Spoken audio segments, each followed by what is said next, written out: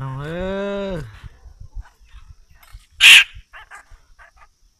โอ้ผมใส่งามๆเกี่ยวเป๊ะๆเครื่อง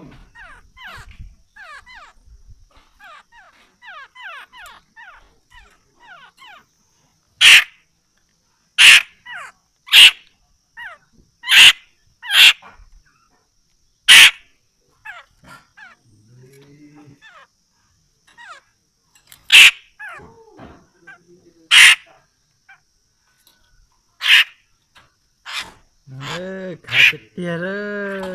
ตัวน้อง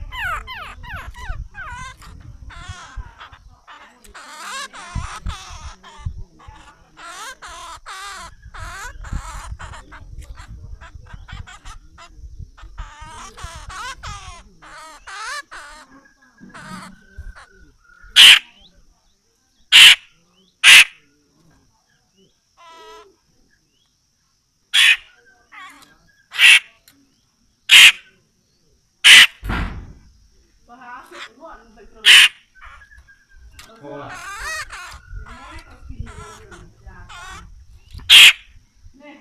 ไป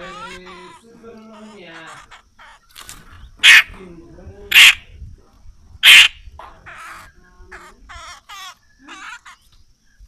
นี่เบิ่งผ่าคนเบิ่งไม่นับน็อต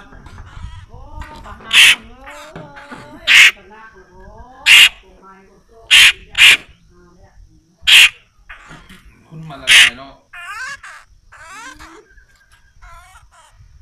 เอาเข้ามาเลยได้นะมันบุกินไม่ได้มันอ่ะมันไม่ได้ไปอินเลยต้องใส่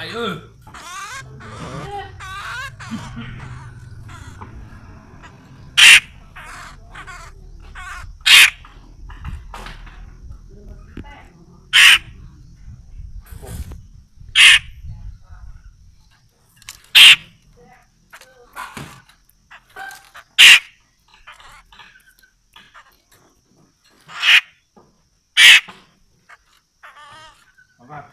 ท่าเดี๋ยวว่าเอาบุท่า ผ้าให้น้อยมันอ่ะดูมันเห็นแล้วมันเอาโน้ตมันไปเอา กับพัด ยาเขาเอายามาเฮ้อแล้วนี่ครูไปหาดีได้ยาเขาโตยาดี ทำมาสอบอยู่ที่เป่าว่าป้าบนอันนู้นนั้นป้ารู้คือเตอร์นึงทำคุดแบนอะไรนี่เพิ่งนี่